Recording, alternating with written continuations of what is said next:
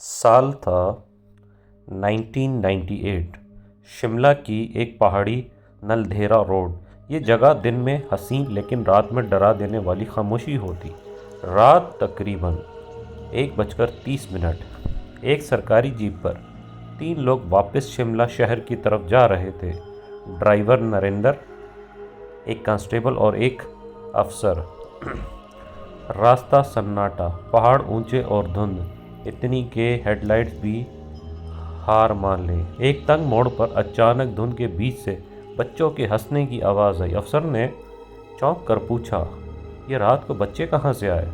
Driver نے فوراً رفتار کم کی۔ جیسے ہی گاڑی رکنے لگی، کانسٹیبل نے گھبرا کر کہا، سر، گاڑی مت روکیں، یہ جگہ ٹھیک نہیں۔ مگر آوازیں مزید قریب آ گئیں۔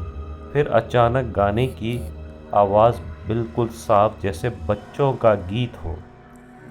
اس پہاڑی پر کوئی آبادی نہیں، کوئی اسکول نہیں، کوئی گھر نہیں۔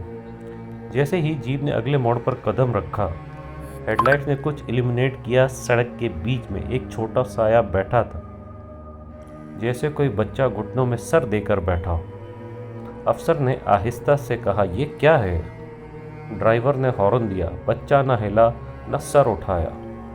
کانسٹیبل نے رائفل ہاتھ میں لے کر کہا، یہ بچہ نہیں ہے سر۔ ڈرائیور نے جیسے ہی گاڑی پاس لایا، سایہ غائب ہو گیا، بالکل ایسے جیسے دھند پیچھے کھینچ لے گئی ہو۔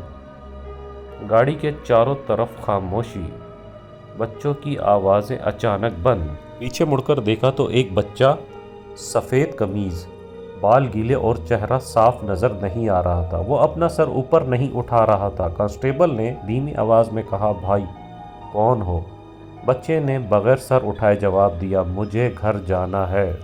افسر نے کانسٹیبل کو اشارہ کیا اور دونوں نے جیسے ہی پیچھے ہاتھ بڑھایا، بچہ سیٹ کے اندر دھند کی طرف گھل گیا اور صرف ایک جملہ باقی چھوڑ گیا، مجھے گھر پہنچا دو۔ دروازہ خود بخود کھلا اور دھند کے ساتھ باہر خاموشی۔ گاڑی فوراً اسٹارٹ ہو گئی، جیسے کوئی بوجھ ہٹ گیا ہو۔ جب تینوں شملہ پہنچے تو بس ایک ہی بات پر سب حیران تھے، سیٹ پر پانی کے قطرے تھے، بالکل ایسے جیسے کوئی گیلا بچہ بیٹھ کر گیا ہو۔ قریب ہی 1970 میں ایک اسکول بس کو حادثہ پیش آیا تھا، جس میں کئی بچے ڈوب کر مر گئے تھے۔ شاید آج یہ انہی کا گھر ہے۔